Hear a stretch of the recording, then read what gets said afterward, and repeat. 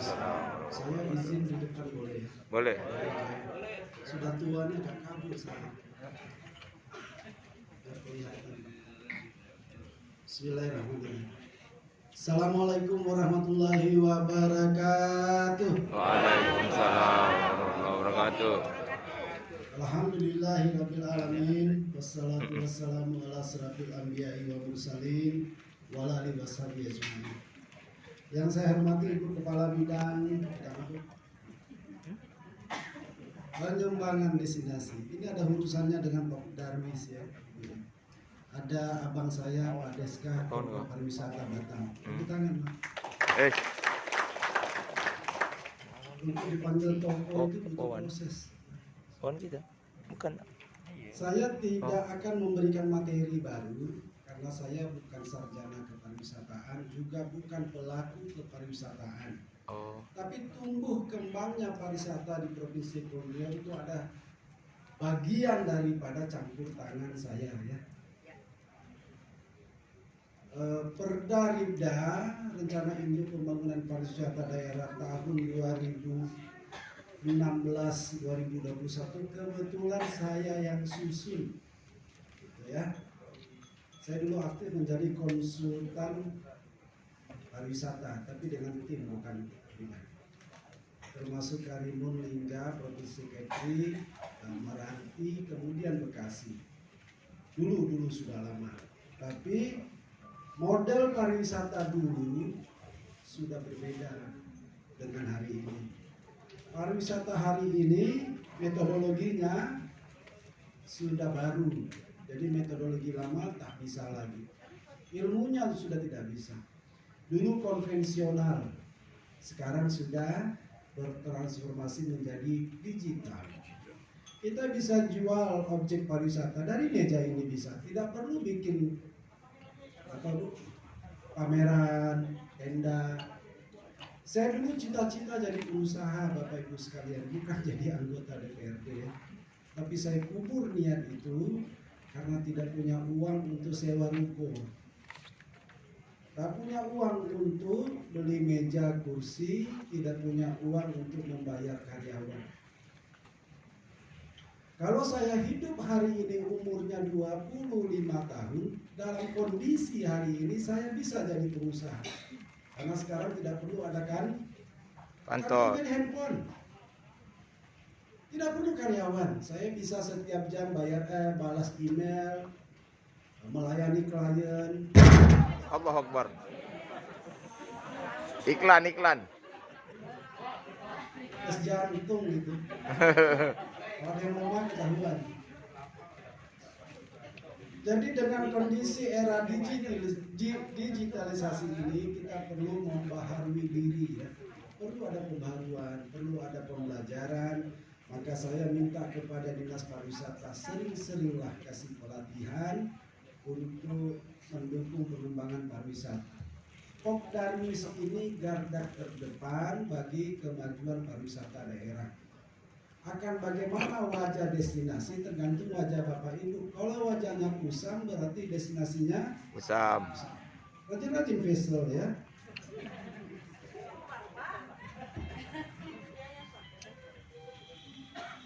Jadi karena perkembangan teknologi hari ini mengharuskan kita untuk bisa mengikuti, maka tidak ada kata lain selain kita harus mempersiapkan kapasitas sumber daya manusia Pok Darwis ya. Bagi sebagian orang tidak tahu apa itu Pok Darwis, dia bilang ini hanya kelompok-kelompok rame-rame. Ini mirip-mirip kayak arisan, kayak kelompok-kelompok kalau ada acara baru diundang pemerintah, nggak ada acara ditinggalkan pemerintah gitu ya. Kadang dianggap ada, kadang tak ada. Tak digaji kan? Masih ada orang Indonesia mau dia mengabdi untuk bangsa negaranya tanpa digaji. Ini orang-orang hebat. Saya kalau tak digaji di DPRD ini berhenti saya Bu. Ya. Saya sudah mengabdikan 24 jam hidup saya ini setiap hari untuk negara ini. Harus diberikan reward. maka Pok Darwis juga perlu dapat reward. Gak ada dapat insentif ini. Kalau pelatihan baru dapat 150.000. Potong pajak ya, potong pajak. Tinggal 130.000. Nah, hilang jatuh pula di jalan.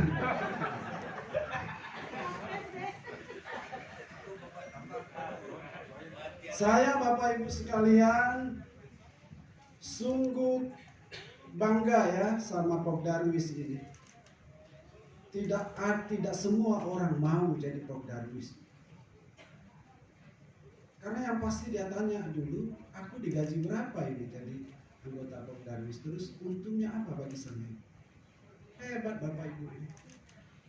Percayalah,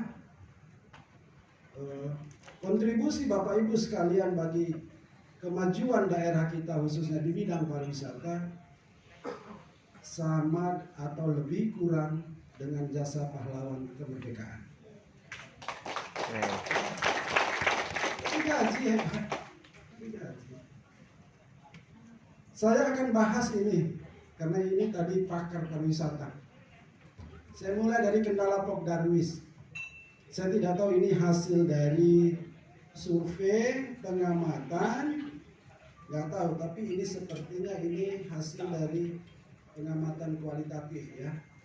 Kendala Pok Darwis itu salah satunya kelembagaan Pok Darwisnya lemah, betul ya? Betul Pak? Kelembagaan Pok Darwis lemah. Ada yang bisa jelaskan ke saya, kenapa ini lemah? Kenapa kelembagaan Pok Darwis kita ini lemah? Ada yang bisa? Silakan Bapak. Kenapa kelembagaan Pok Darwis ini dianggap lemah di Batam? Macam tak berdaya. Pandai nak Cik Rajidin. Minta mic-nya lah, mic. Kenapa kelembagaan Pok Darwis ini lemah? Kalau Pak, saya kemana-mana pergi pasti. Apalagi sekarang minyak goreng ya. Pening Pak Sirah. Satu. Ya. Baik, terima kasih Pak Sirajudin. Oh, itu ngobrol. Sepengetahuan saya semenjak bergabung di dunia kelompok sadar wisata, kenapa masih dianggap lemah kelompok sadar wisata di Kota Batam ini? Yang pertama, berbenturan dengan legalitas. Itu yang pertama. Yang kedua, dengan berbenturannya legalitas tadi, sehingga kawan-kawan yang mengelola destinasi wisata yang tergabung di dalam kelompok sadar wisata, legalitas destinasi wisatanya itu masih kurang atau boleh dikatakan ada yang tidak ada. Karena legalitas tadi yang sulit untuk didapatkan. Mungkin itu karena kepemilikan daripada destinasi ataupun pantai yang dikelola dan berbagai macam kepentingan mungkin yang ada di sana, sehingga kawan-kawan ataupun status mungkin dari lahan yang dikelola itu, sehingga kawan-kawan dari kelompok sadar wisata tidak mendapatkan legalitas daripada destinasi yang dikelola tersebut. Lebih utamanya itu, Pak. Legalitas ya. Iya. Apa hubungan Pok Darwis ini dengan destinasi pariwisata? Karena kelompok sadar wisata ini mengelola destinasi wisata yang ada di tempat, Pak. Seperti Kampung Teri, Kampung Kelembak, ataupun pulau yang di luar, Pulau Karas. Seperti saudara di depan saya ini, dia mengelola Pulau Karas apa? Kecil. Karas kecil, konservasi penyu. Tapi ya itu tadi, karena memang beliau domisili di situ dan berbakti untuk negeri, ya mereka mengelola apa adanya. Sehingga ya itu tadi, mungkin pemerintah bisa memperkuat melalui legislatif untuk memberikan semacam legalitas kepada kawan-kawan yang mengelola di destinasi, dan saya yakin sampai sekarang status mereka untuk mengelola destinasi itu juga belum jelas. Itu kebanyakan benturan di lapangan. Ya, sudah dengar semua ya. Masalahnya legalitas destinasi. Bisa tidak terhadap wilayah yang memang belum bisa diserahkan oleh pemerintah, bisa dijadikan destinasi wisata, bisa. Boleh. Tergantung Bukabit. Kalau itu lahannya BP Batam, minta Bukabit mengajukan permohonan, kita boleh kelola lahan itu sebagai lahan pariwisata. Iya, nanti saya minta Om. Saya ini nanti Om ambil gambar saya yang ngomong. Maka sekarang hutan lindung pun boleh dijadikan kawasan pariwisata. Ya ini boleh saya masuk minta nih. dalam Nanti Om yang ambil DC. gambar saya bertanya. Saya nak bertanya tadi Bapak itu pula. Boleh. Yang tidak boleh itu melakukan ubah suai, tak boleh. Oh. Hutan digunduli itu. Biarlah dia gundul dengan sendirinya seperti saya. Ya. Faktor berikutnya kendala Pokdarwis itu partisipasi masyarakat kurang. Kenapa kurang ini? Coba. Kurang edukasi, kurang duit. Tolong satu operator lah. Apa saya nanti minta honornya sama. Kenapa Mas?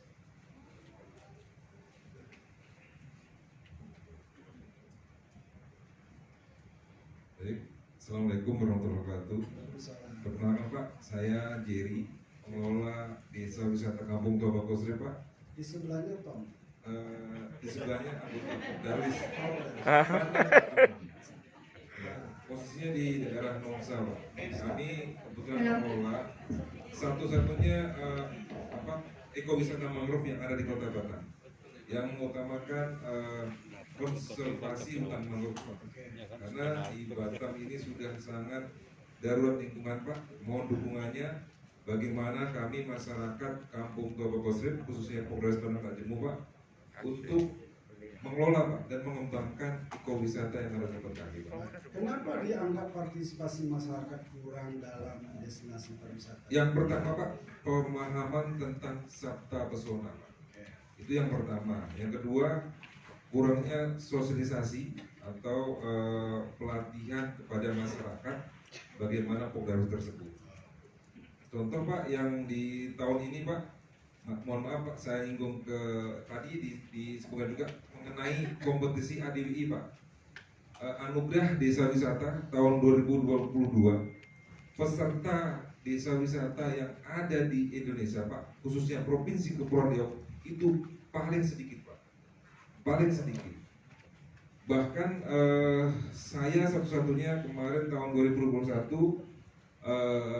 Pokdarwis atau desa wisata yang masuk 100 besar Pak, 100 besar terbaik dari 1831 desa wisata dari 34 provinsi. Jadi mohon dukungannya dari Bapak sebagai anggota Dewan, kami sebagai penggiat lingkungan terutama mangrove Pak yang ada di Nongsa, kemudian kami juga Menang Desa Wisata.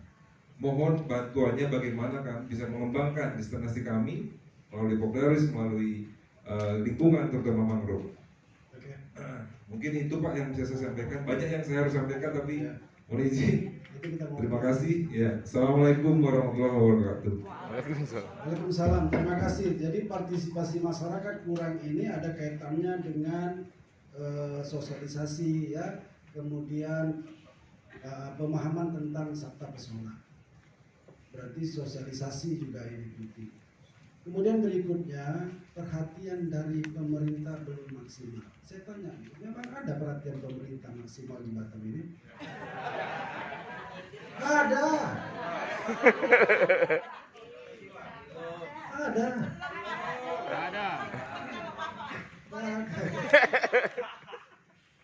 Coba sebutkan, mau diperhatikan seperti apa ini destinasi pariwisata kita, khususnya Pokdarwis. Karena tadi ini hasil kajiannya perhatian pemerintah belum maksimal. Silakan. Apa yang diharapkan dari pemerintah? Saya Pak. Tiga ya, gambar saya, Om. Bapak ini dulu. Assalamualaikum warahmatullahi wabarakatuh. Waalaikumsalam. Saya Umar Haryanto, humas dari Pantai Poklarwis Tenyuma, Pak. Jadi kalau dukungan pemerintah kota itu ada, Pak, tapi pelaksanaannya belum ada, Pak. Ini, Pak, ini. Jadi apapun yang kita ajukan di Musrembang tingkat kelurahan, kecamatan sampai kota, Pak, di ACC pun tidak, Pak, gelap. Jadi Bapak sebagai penyambung lidah kami, bagaimana lah eksekusi yang nyata, Pak? Jangan hanya janji-janji saja. Oke, sekian, terima kasih. Yang tepuk tangan ini, yang tepuk tangan, saya yakin pasti pernah jadi korban. Oke, makasih, Om. Betul, Pak. Memang orang kalau sepenanggung apa namanya? Boleh sambungkan saya, apa yang diajukan di Musrembang itu yang tidak diakomodir? Jalan, toilet, sama Jalan menuju ke destinasi wisata. destinasi wisata, apa lagi? Toilet portable, lampu jalan, terus Catat. Catat nanti kasih Bu. apa lagi? God apa? Parit, Pak, parit selokan. Perhatian kurang Ya. Berarti ini menyangkut infrastruktur destinasi wisata. Iya, betul, Pak. Gedung bersama untuk kesenian kan tak ada juga tuh. Jadi tadi dukungannya ada, cuma pelaksanaan tak ada. Iya. Hah? Pokoknya ini pernah dijanjikan motor tak?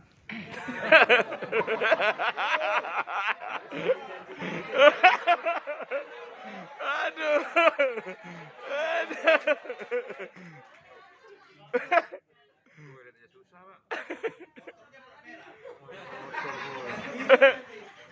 Saya mau niru, ternyata berhasil ya.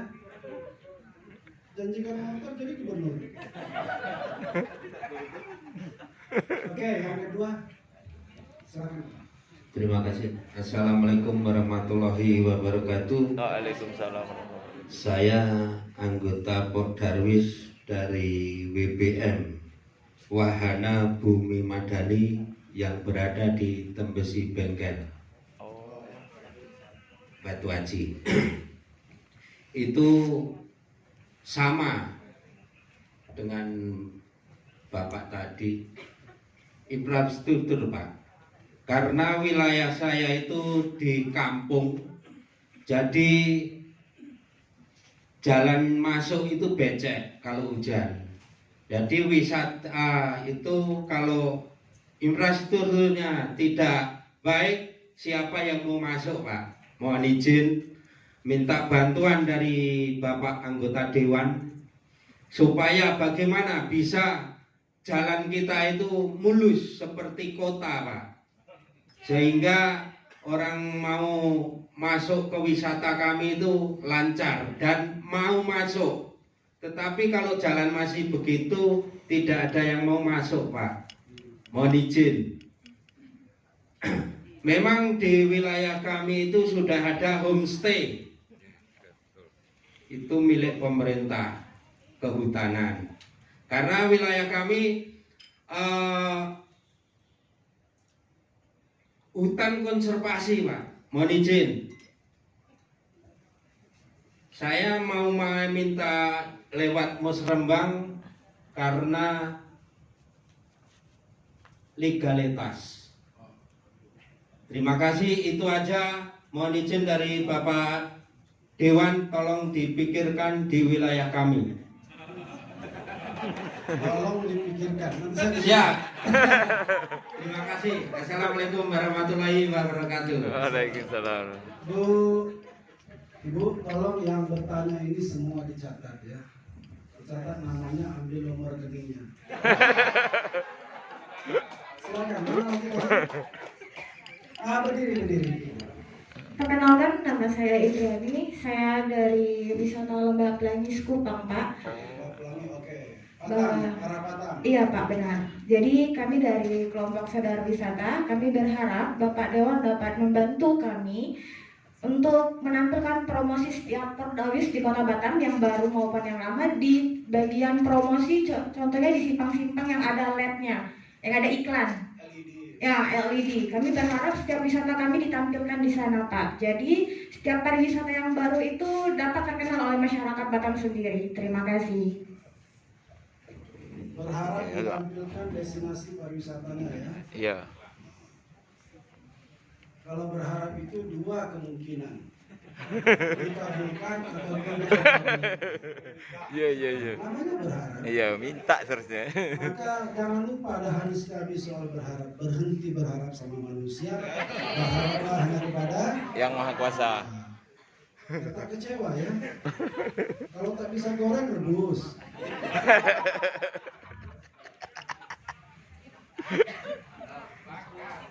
Ya, tadi saya sudah dengar ini, baru saya mengerti kenapa Pogdarwis kita selama ini masih terkendala ya, masih kurang. Kemudian yang sudah jawab, jangan jawab lagi ya.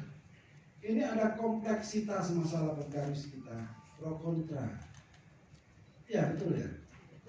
Ada pro kontra keberadaan Pogdarwis di masyarakat, ya betul. Nah, kenapa? Coba. Apa masalah ini? Kan ada masyarakat yang mendukung. Coba ibu berdiri. Nah, karena minimnya informasi, Pak. Nama saya Rohima, saya dari Sijantung, perwakilan dari Mirota. Oke. Kalau permasalahan pro kontra itu banyak yang belum mengerti apa yang dimaksudkan dengan Pogdarwis. Jadi kalau memang ada penyuluhan dari pemerintah atau dari kelompok sadar wisata, kemungkinan itu bisa, Pak. Oke, terima kasih. Ibu berinteraksi dengan masyarakat ada? Ada, Pak. Kebetulan juga saya di Sijantung tahun 2020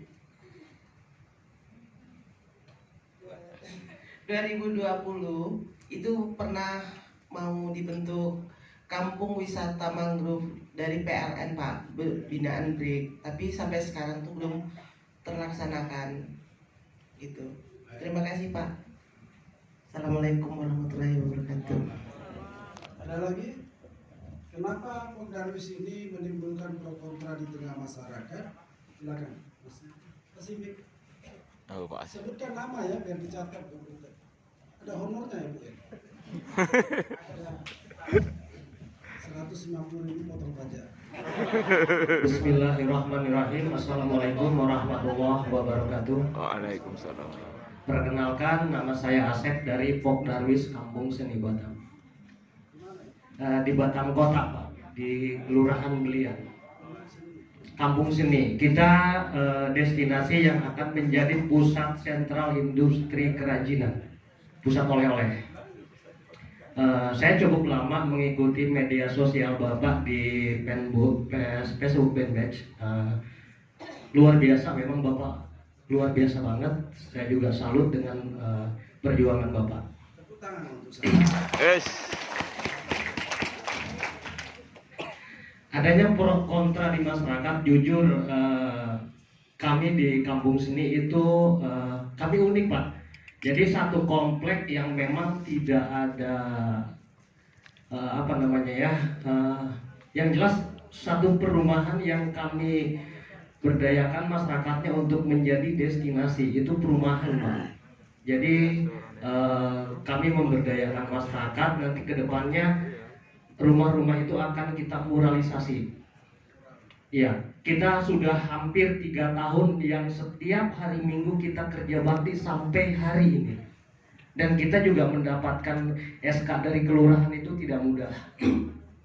Karena ketika berbicara tentang destinasi wisata tanpa bukti, pemerintah tidak mungkin percaya. Kita hanya bercerita saja dengan semangatnya kebersamaan, dengan semangat juang kita sampai hari ini. Alhamdulillah kita udah ada tahapan-tahapan yang memang bisa meyakinkan baik itu masyarakat ataupun pemerintah ataupun teman-teman yang hadir ke Kampung Seni. Kita sudah ada gapura, udah ada perbaikan-perbaikan. Nah, mengenai pro dan kontra itu wajar karena itu sifat manusia dan itu udah ketetapan Allah. Tapi kita memang tetap terus berjuang membuktikan bahwa kita serius untuk memiliki destinasi yang bisa bermanfaat. Kita akan mengangkat ekonomi masyarakat melalui banyak hal yang berkaitan dengan seni, terkait itu seni budaya, seni kriya, seni lukis dan lain sebagainya. Kalau tentang pro dan kontra kita mengalami itu sangat dahsyat dan luar biasa. Apalagi kita di dalam satu komplek yang berbeda suku, ras dan agama.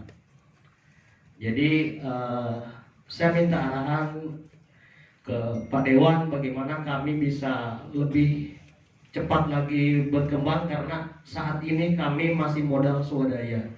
Dan alhamdulillah juga sekarang yang Pak Lurah yang baru ini kemarin kita gotong royong, beliau juga hadir, beliau juga sedikit terheran-heran sama kegiatan kita yang begitu solid untuk memiliki destinasi wisatawan. Jadi saya mohon ke Pak Dewan untuk menyambung titip pesan agar di Kelurahan Belian, di Kecamatan Belian khususnya pemerintah Kota Batam untuk lebih perhatian lagi kepada kami, karena kami jujur dibilang unik sih unik. Satu destinasi yang tidak ada apa-apa tadinya akan menjadi pusat oleh-oleh, dan juga kami satu-satunya saat ini Pok Darwis yang ada di Kelurahan Belian, Pok Darwis satu-satunya di Kecamatan Batam Kota Pak. Mungkin itu saja. Assalamualaikum warahmatullahi wabarakatuh.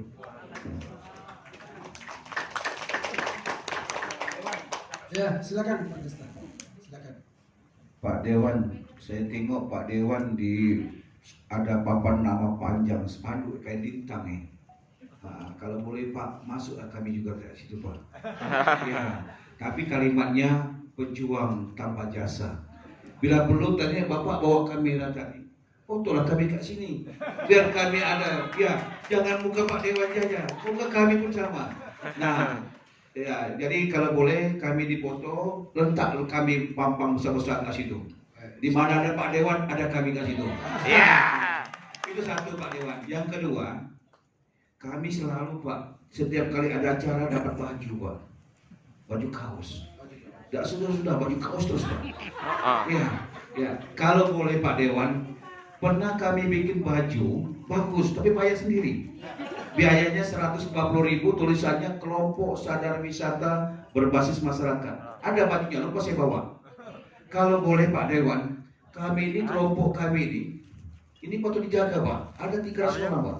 300. Coba bayangkan 43 kelompok kami yang hari ini sebentar lagi aja kali 10 aja mau dekat 500 Pak. Kalau dibikin baju yang betul-betul Bu, Pak Dewan, harganya 150.000, ada gambar garis betul, ada kelompoknya, kemudian kelompok berbasis masyarakat. Coba Pak baju itu Pak, betul bagus baju itu Pak. Nah tuh, contoh. coba Pak. Ini foto model. Bu, Ini foto model. Endorse. Ibu kita catat tuh. Oh, Iya. Nah Pak, bikin. Nah, tapi di belakangnya kelompok sadar wisata berbasis masyarakat. Saya rasa 7 keturunan tak ganti-ganti, tak payahlah pakai baju kaos ini Pak. Iya. Nah, jadi saya mohon Pak Dewan, kami ini kurang lebih sekitar 400-an anggota kami. Ini wakil-wakil dulu. Iya. Nah, kalau boleh Pak, itu direalisasikan. Nah, yang ketiga, kami ini setiap kelompok itu ada tahun berapa ya? Salah banyak tahun lah. Tapi dari kota, kami ini mohon dari provinsi lah, terutama pada abang kami, kalau boleh Pak dibuat papan nama Pak. Bapak kasih duit kami. Ya, papan adalah kawin lintang ke kampung-kampung dia itu. Kelompok sadar wisata berbasis masyarakat kampung seni. Aduh, ada kaki 2 Pak, dari besi Pak, jangan dari kayu Pak. Ya, Bapak buat lah. Bapak. Ya. Yang penting Pak Deska sudah siap, kami antar Bapak pakai lori. Proyek Bapak juga. Nah, tuh. Karena kalau sudah ada gambar logo Pok Darwisnya, ada ininya, ada ininya, kan hebat juga kami, Pak. Kami ini macam angin, Pak. Tak nampak tapi terasa. Itu Pak, ada 3 Pak ya.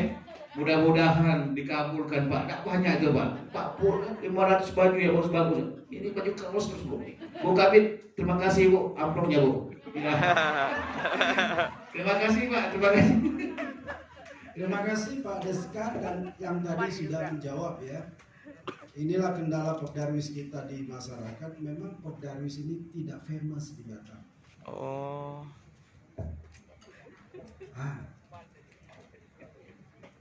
9 dari 10 orang di Batam tidak tahu apa itu Pok Darwis. Yang tahu ibu-ibu aja ini sama bapak-bapak yang ada di sini, termasuk saya. Yang lain tak tahu. Karena peran, fungsi, ya belum kita maksimalkan. Karena memang pemerintah membiarkan Pok Darwis ini betul-betul 100% ini swadaya tanpa dukungan ya. Tapi suara kan Pok Darwis punya hak pilih ya. Harusnya berhak atas anggaran ini.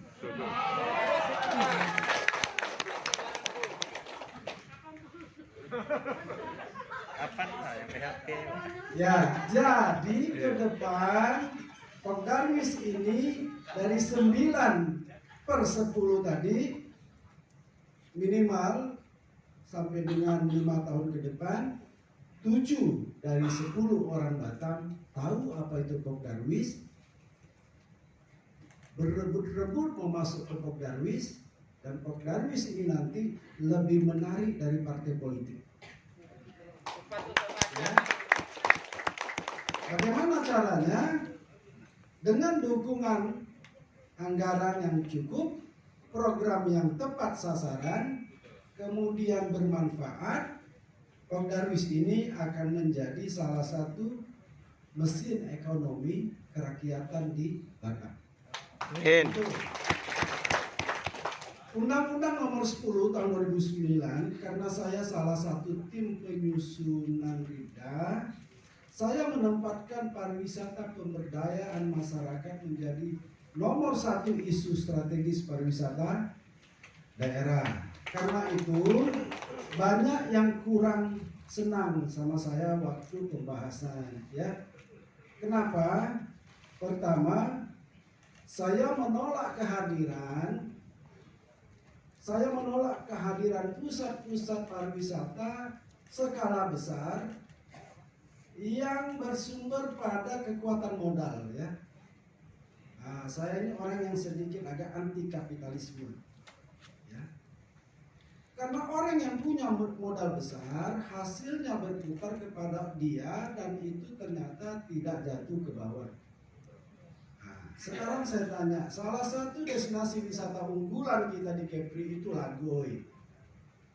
Coba pernah nggak menghitung berapa persen kontribusi Lagoy ini terhadap pertumbuhan ekonomi daerah Bintan? Lagoy itu uangnya berputar di Lagoy, hasilnya dibawa keluar. Dan Kepri tak dapat apa-apa kecuali hanya sewa lahan. Aktivitas pariwisata di situ dia sudah kapital. Ya. Maka ini bertentangan dengan prinsip-prinsip ekonomi kerakyatan kita bahwa ekonomi itu harus bergerak dari rakyat, oleh rakyat, untuk rakyat. Maka inilah pemerintah membentuk Pok Darwis untuk melawan hegemoni kapitalisme di bidang pariwisata. Saya pernah dulu waktu saya wakil ketua Komisi 2 menolak Lagoy ikut ke Jerman untuk pameran. Dia kan punya uang, apa yang dipamerkan? Kok pemerintah? Pemerintah ini tidak boleh mensubsidi orang kaya, ingat itu. Betul. Hidup Pak Dewan. Bayangkan 70% anggaran pariwisata hari ini digunakan untuk membantu orang kaya. Untuk apa? Tak dibantu pun dia bisa berkembang ini. Pergi ke Malaysia, lihat pameran yang kita lihat apa? Lapangan golf yang dijual. Saya tanya dulu, pemain-pemain golfer yang datang ke Batam, mau nggak ke mangrove? Mau makan di kaki lima? Mau ke DC Mall beli baju batik? Mana mau? Dia pergi makan restoran. Restoran ini yang punya lapangan golf juga yang punya. Akhirnya daerah ini hanya bikin kaya beberapa keluarga. Sudah tahu keluarganya? Iya, daerah kita ini sudah dimanipulasi, dimanfaatkan beberapa keluarga untuk mencari keuntungan dari keunggulan Batam yang berada di persimpangan dua negara. Siapa menikmati ekonomi Batam? 5% orang menikmati ekonomi Batam, 95% dia kuasai sumber ekonomi Batam. Kita, saya dan Bapak Ibu sekalian berebut kita 5% sisanya. Itulah maka ada perampokan, ada kejahatan, baju seragam belum dapat, papan nama tak ada.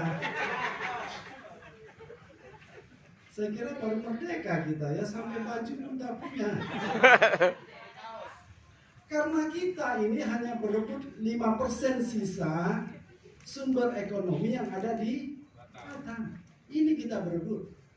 Ekonomi dikuasai 5% orang, tapi menguasai sumber daya ekonomi 95%. Nah, 5%-nya direbut oleh 95% orang. Maka ekonomi kita sulit tumbuh kalau orientasi pembangunan tidak berbasis ekonomi kerakyatan. Dan Pok Darwis ini adalah salah satu cabang produksi ekonomi kerakyatan. Maka di negara-negara maju sekarang, untuk destinasi pariwisata yang bersifat enclave itu tidak boleh lagi ada di tengah pemukiman warga. Ya, jadi ruang-ruang publik yang luas itu diberikan kepada masyarakat dalam bentuk usaha kecil, pariwisata skala kecil. Ya. Bintan itu cuma punya satu kawasan yang unggul untuk wisata maritim. Itulah Lagoy ya. Tapi setelah dikuasai oleh pengusaha-pengusaha besar, kita menjual apa lagi, pantainya masuk aja bayar. Udah habis sudah kesempatan kita untuk dapat uang dari kekayaan alam. Sudah dikuasai korporasi. Tapi kita biarkan. Siapa yang kasih izin? Siapa yang kasih izin kekayaan alam Bintan itu dikuasai oleh korporasi? Siapa? Enten-enten. Maka hati-hati mencoblos yang bakal meneken kampung kita.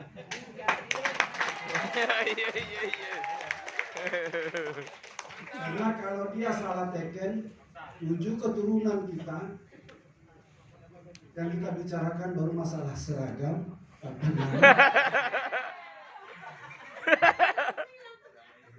Saya sedih Bapak Ibu, tapi sedih saya tidak seperti Bapak Ibu karena saya gajinya lumayan ya, masih bisa tersenyum saya ini. Ya, tapi orang yang seperti saya kan tidak banyak karena anggota DPRD hanya 45 orang. Bagaimana masyarakat kondisinya? Sebetulnya pariwisata ini adalah sumber ekonomi nomor 1 di dunia. Orang selalu menghitung kunjungan wisata 1 tahun 1.200.000 ke Batam. Ya, 1.200.000. Rata-rata lama tinggal 1,8 sampai 2 hari. 1,8 hari. Pengeluaran rata-rata setiap satu kunjungan satu orang itu lebih kurang berkisar lebih kurang $400 atau sekitar 4 juta. 4 juta kali 1 juta ada lebih kurang 400 miliar uang yang beredar di Batam. Nah, ini ibu-ibu nih yang sering ke Singapura kalau tahun baru ya. Sekurang-kurangnya buang uang 2 juta di Singapura, betul? Berangkat 10 orang, kita sudah menyumbang 20 juta untuk Singapura. Berangkat 100 orang, sudah 200 juta. Berangkat 1000 orang, sudah 2 miliar. Berangkat 10.000 orang, sudah 20 miliar uang kita tebar di Singapura.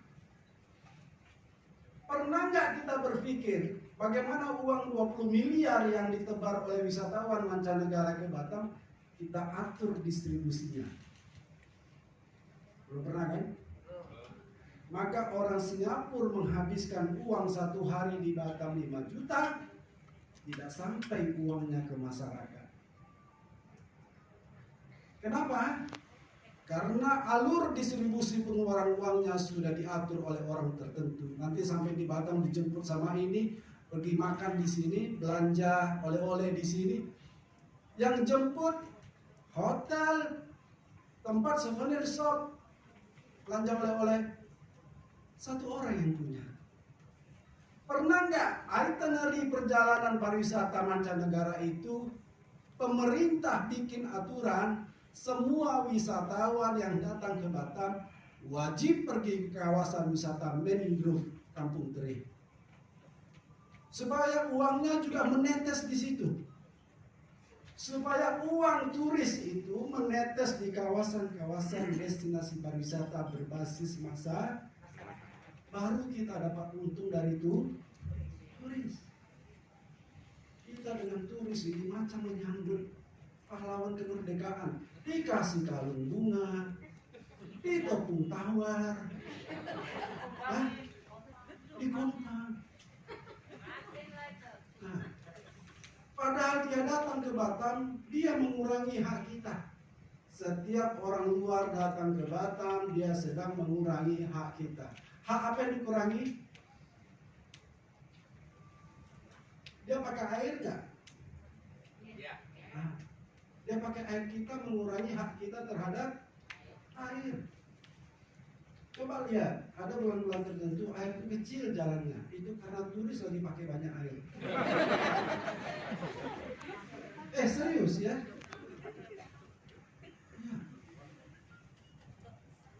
Ini soal budaya. Jangan bilang soal pariwisata ini hanya soal ekonomi, tidak. Budaya ini bisa merubah peradaban. Siapa yang bisa mengatur lalu lintas pariwisata ini, muaranya jatuh kepada ekonomi kedaerahan? Pemerintah. Tanda tangannya. Mulai sekarang semua turis yang datang baik melalui perorangan maupun lewat jasa travel wajib mengunjungi Kampung Seni. Yes. Iya betul. Bagaimana cara Kampung Seni? Satu turis harus bayar 100.000 dan itu sudah include di dalam paket perjalanan untuk masuk ke Kampung Seni. Kalau 1 tahun 100.000 orang aja yang datang ke sini, 1 bulan, kalikan 100.000, berapa Kampung Seni dapat? Travel tinggal bayar ke dia. Saya dikerjain seperti ini ketika saya pergi ke Thailand. Saya cari tahu apa kata travel, itinerary Bapak diatur pemerintah Thailand. Maka saya tidak boleh tidak bawa Bapak pergi belanja baju di sini, melihat pertunjukan tari di sini. Karena dari uang paket yang Bapak bayar 3 hari 4 malam, biaya masuk sudah Bapak bayar dari paket itu. Saya tinggal bayar ke nonton tari itu, saya kena bayar 300.000. Oh ya. Bayangkan kalau ada 1 juta orang turis ke Thailand seperti saya, 300.000 kali 1 juta, 300 miliar. Hanya nonton tari. Dan itu dibayarkan di dalam paket perjalanan. Begitu cara supaya destinasi pariwisata kita berkembang. Kenapa ini tidak dilakukan pemerintah? Ada 2 kemungkinan. 1, dia tidak tahu. Yang kedua, dia tidak mau tahu.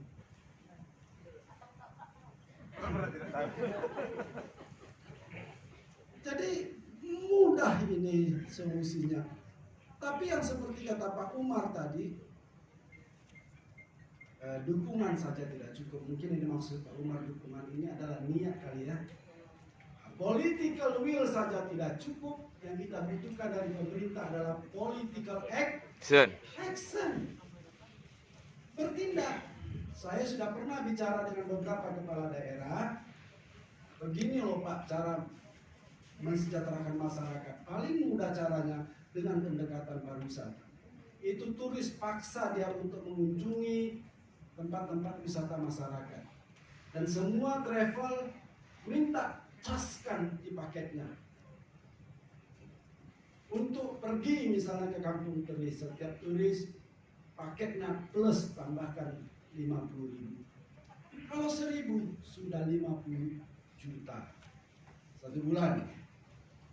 Kampung Keris sudah dapat 50 juta.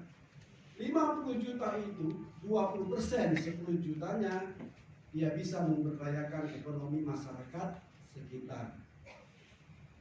Ya, setiap bulan dia bagi bahan pokok untuk warga yang ada tinggal di situ, ya. Karena pariwisata tanpa pemberdayaan itu kejahatan ekonomi. Kenapa pariwisata itu harus dicas untuk masyarakat sekitar? Dia menggunakan kekayaan alam yang diberikan Tuhan dan itu hak semua orang. Mana boleh kamu sendiri yang kelola. Pantai yang cantik itu Tuhan ciptakan supaya saya juga bisa nikmati. Hanya karena ada negara, kamu sekarang yang cari uang di pantai itu, saya tidak dapat apa-apa. Terus kamu kasih saya apa? Kasihlah pengobatan gratis. Kasihlah baju seragam gratis. Kamu sudah pakai semua kekayaan sumber alam kami. Masa kamu nggak kasih apa-apa? Nah, pola pikir ini ternyata bertentangan dengan pola pikir beberapa orang yang memang orientasinya adalah kapital. Dia hanya berurusan sama orang yang punya modal dan dia tidak mau berurusan dengan orang yang tidak punya modal. Negara ini kalau terus dibawa ke arah kapitalisme, maka kita akan bertengkar untuk sumber daya yang tinggal 5% tadi. Sulit kita mau hadiah. Sulit kita mau sejahtera. Maka banyak orang akhirnya mencari profesi. Mana profesi yang paling cepat kaya ini? Satu-satunya melalui partai politik. Jadi anggota dewan mendadak kaya. Soal nanti jadi dewan dia mau bikin apa dia tak mau tahu. Yang penting aku selesaikan dulu urusan ekonomi aku. Karena sumber daya ekonomi lain sudah diambil semua korporasi. Maka ini yang harus kita lawan bersama-sama ya. Kita lawan bersama-sama. Saya mau kelompok Darwis ini atas nama organisasi dan lembaganya. Surati wali kota, surati gubernur. Supaya satu, bukan hanya perhatian tapi kita butuh tindakan. Oke? Kalau soal seragam, soal papan nama kaleng-kaleng lah. Saya bereskan lagi. Masa negara nggak bisa kasih baju seragam kepada Darwis? Terlalu negara ini. Kecil lah itu ya. Dapat. Kaget dari situ Bang. Seragam, apa lagi tadi papan nama? Papan nama. Apa lagi? Website Pok Darwis, Pak. Kalau motor tunggu saya nanti mati. Satu motor, satu Pok Darwis. Aja. Supaya terpilih. Nanti tempat rusak Pak untuk berebut. Jadi kita ini Bapak Ibu sekalian adalah pemilik sah negeri tempat kita cari makan, tempat kita hidup ya. Jangan pernah merasa Bapak Ibu ini menjadi warga negara kelas 2 di Batam. Jangan, tidak ada warga negara kelas 2 di Indonesia, semua kelas 1. Bagaimana cara kita memperjuangkan hak? Oh, kita punya kebebasan menyampaikan pendapat diatur dalam undang-undang. Tapi makin kesini makin berani ngomong makin ditangkap ya. Maka gunakan media sosial ini untuk menyuarakan aspirasi, saran, pendapat kepada pemerintah, tapi yang positif. Saya nanti akan bicara dengan Pak Buralimar, Kepala Dinas Pariwisata, untuk mencari formulasi yang paling canggih, paling tepat sasaran, untuk dengan cepat meningkatkan perkembangan destinasi pariwisata berbasis masyarakat. Ya, itu. Saya akan cari formulasinya. Kalau meniru negara lain yang dia lakukan adalah itu tadi. Dia masuk melalui kebijakan itinerary. Jadi perjalanan wisatawan itu diatur. Kamu harus singgah di sini, harus singgah di sini, harus singgah di sini. Singgah di sini bayar $10, sini $20, sini $10. Uangnya untuk Pekdarwis. Tapi saya nengok pemerintah dia lepaskan wisatawan ini untuk pergi mencari-cari tujuan sendiri. Tapi ada juga beberapa jasa travel itu kemudian bekerja sama dengan satu korporasi, semua turis ke bawah sana. Ini penuh itu ya. Coba bas itu berbaris-baris turun beli ini beli. Kenapa bas ini tidak berbaris turun ke Tembesi tadi? Ya. Apa pentingnya sih pariwisata berbasis masyarakat? Saya kasih tahu, di Singapura tidak ada mangrove. Di Singapura nggak ada Tembesi kayak bapak itu yang tidak diaspal. Itu keunikan, Pak. Iya juga. Kalau turis datang, saya bawa Anda ke tempat yang tidak pernah Anda akan pikirkan, yang tidak pernah Anda akan lihat. Saya akan bawa Anda ke jalan yang sama sekali belum disentuh dengan bahan kimia aspal. Nah, inilah dia jalannya. Bayangkan kami membuat struktur jalan ini berkubang, kasih air, berkubang, ini bikin sendiri supaya unik.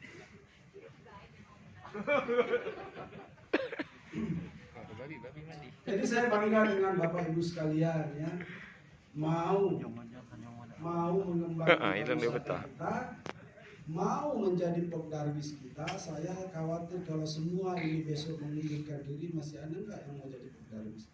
Karena saya tahu dari Pak Deska tadi, saya mengerti kondisi ekonomi Pekdarwis, sampai baju pun nggak bisa beli sendiri. Jadi yang diharapkan sebetulnya Bapak Ibu ini ya bukan ekonomi, tapi apa yang Bapak Ibu lakukan ini berharap didukung oleh pemerintah. Pemerintah itu dua ya, tapi pemerintah daerah dua. Pemerintah daerah itu kepala daerah dan DPRD. Maka DPRD itu di undang-undang yang baru dia sudah menjadi unsur penyelenggara pemerintah daerah. Maka dia punya hak anggaran. Kalau ada kenal-kenal dengan anggota dewan, jangan jauh-jauh, dekati terus. Di bulan-bulan Maret inilah kalau mau jumpa anggota dewan, karena akhir bulan dia sudah input kegiatan untuk 2023. Nah, maka saya bikin kegiatan ini Temu Ramah karena tanggal 31 saya sudah input pengadaan baju seragam untuk website Pekdarwis untuk promosi. Kepala bidang. Ini Ibu Kepala Bidang ya. Termasuk pelatihan Pekdarwis hari ini, saya bilang sama Bu Kabid, mana Pekdarwis kita? Sudah lama saya tak jumpa. Ini saya anggarkan, undanglah, dilatihlah. Jadi kegiatan hari ini bersumber dari anggaran saya 2021 saya anggarkan dari Kemudian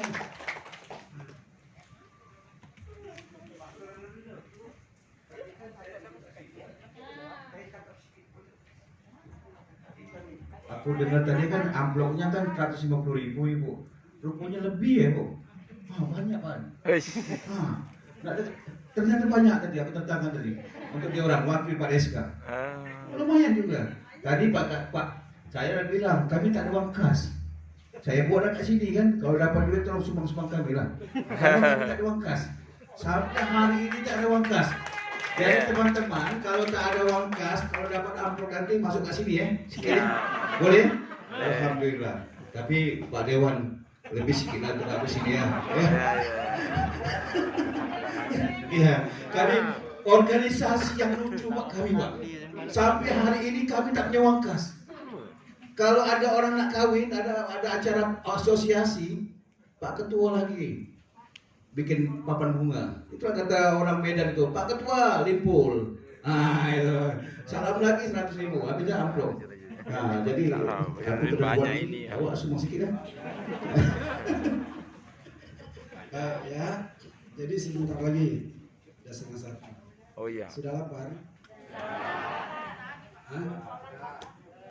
Sebentar lagi 5 menit kita tutup ya. Tapi terakhir saya hanya ingin sampaikan bahwa jangan pernah menyerah dengan kondisi kita hari ini ya. Iya betul Pak. Kita harus terus berproses, jangan menyerah. Minyak mahal. Bu, saya kasih tahu ya.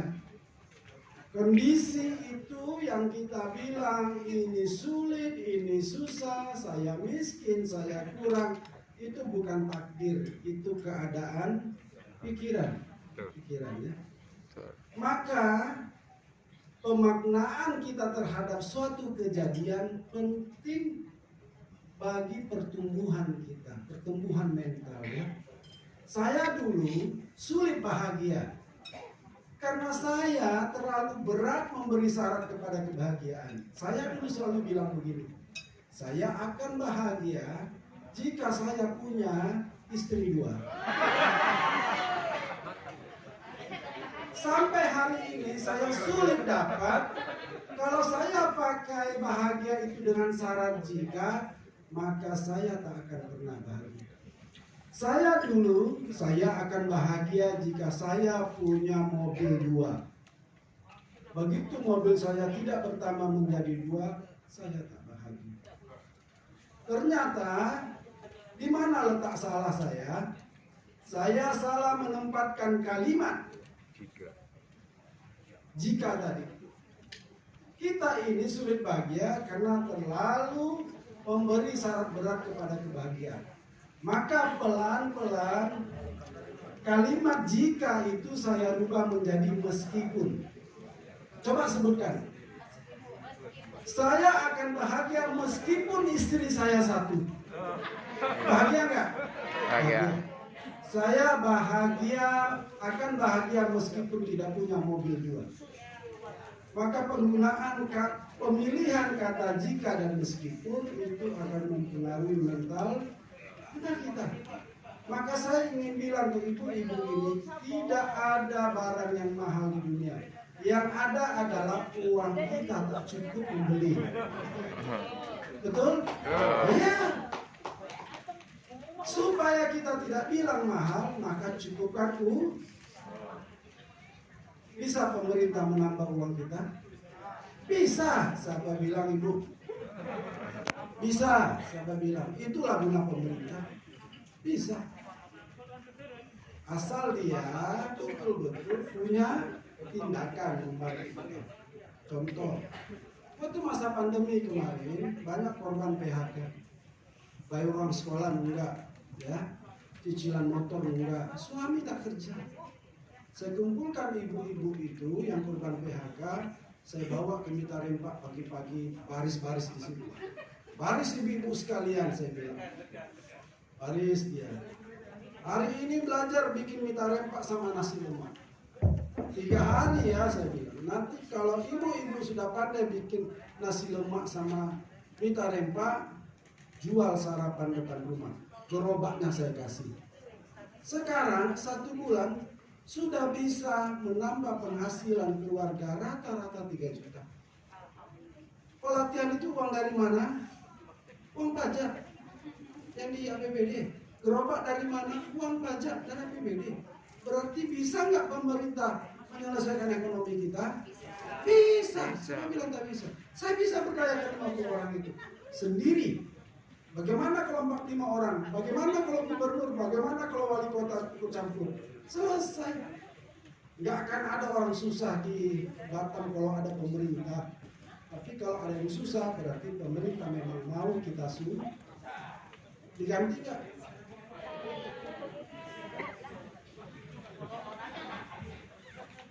Gitu ya, jadi tetap semangat, kita jalin komunikasi. Insya Allah saya akan memberikan dukungan kepada keberadaan Pak Darwis. Ya, saya kasih dukungan kepada Pak Darwis. Saya senang sebetulnya selain nanti yang disampaikan pada soal seragam dan apa nama, saya mau Ibu Kabid tahun depan pilih beberapa Pak Darwis, mungkin semua tak bisa. Bawa pergi studi banding ke beberapa provinsi. Belajar, tetap belajar. Ya, nah, pergi studi banding. Tapi saya mau studi bandingnya bukan dalam negeri. Luar negeri lah. Iyalah. Japan. Pergi Malaysia. Oh, Malaysia, Jepang. Jangan kesana, oh nanti beli es krim lah. Jepang lah Japan. Bincangkan sama Pak Kabid untuk anggaran studi banding dan akan bicara sama Pak Puradi. Sebetulnya pemerintah itu tidak usahlah kerja-kerja yang bukan ya, yang halusinasi mau begini ya. Ini aja dibereskan. Karena kalau rakyat sudah kenyang, pemerintah mau bikin apa aja, rakyat dukung. bikinlah, kita tak campur. Mau dia naikkan minyak goreng, naiklah, uang kita banyak. Mau naikkan minyak motor, naikkan, uang kita banyak. Oke? Jadi saya ucapkan terima kasih banyak Bapak Ibu sekalian, kawan-kawan Pak Darwis yang sudah hadir di acara hari ini bersama saya. Saya memang mengambil kesempatan ini untuk mencari tahu apa masalah Pak Darwis supaya tahu bagaimana cara menyelesaikan masalahnya ya. Semua jawaban tadi sudah dicatat sama Ibu Kabid. Iya. Nama-nama yang bertanya sudah dicatat sama Ibu Kabid. Aku nak minta website untuk Pak Darwis. Pak Darwis Kota Batam. Jadi semua promosi itu di dalam itu. Minta baju sama papan nama buat apa? Oke. Perlu juga, tapi lebih penting website. Jadi bisa promo semuanya. Mohon maaf jika ada perkataan saya yang kurang berkenan. Sampai ketemu, doa saya semoga Pak Darwis ini jaya selalu. Amin. Menjadi contoh terbaik bagi pengembangan ekonomi kerakyatan kita. Saya amin. Terima kasih. Assalamualaikum warahmatullahi wabarakatuh. Waalaikumsalam.